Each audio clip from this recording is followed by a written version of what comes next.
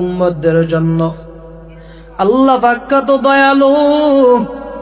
হে নূহ, তুমি বদদুয়া করলা, ধ্বংস হয়ে গেল পুরো জাতি। হে নূহ, এখন তুমি মাটি দিয়া হাড়ি বাতিল বানাও, মাটি দিয়া হাড়ি বাতিল বানাইয়া শুকাও। শুকানোর পরে আল্লাহ পাক বললেন ভেঙ্গে ফেলো। ও আল্লাহর বান্দারা, নূহ আলাইহিস সালাতু ওয়াস সালাম বলতে লাগলেন, ও আল্লাহ, এত কষ্ট করে বানাইলাম, এত কষ্ট করে বানাইলাম, এত কষ্ট করে বানাইলাম, আপনি আবার ভেঙ্গে ফেলতে বলতেছেন।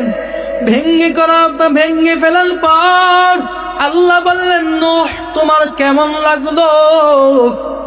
নূহ আলাইহিস সালাতু ওয়াস সালাম বলতে লাগলেন, ও আল্লাহ, অনেক কষ্ট।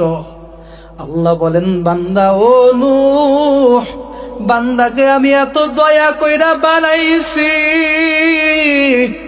এত মায়া কইরা বানাইছি বান্দাকে। ওই বান্দা যখন কষ্টে থাকে আমারও কষ্ট লাগে, আর আমি তো আমার বান্দাকে ধ্বংস করে দিয়েছি, আমার কেমন কষ্ট লাগে।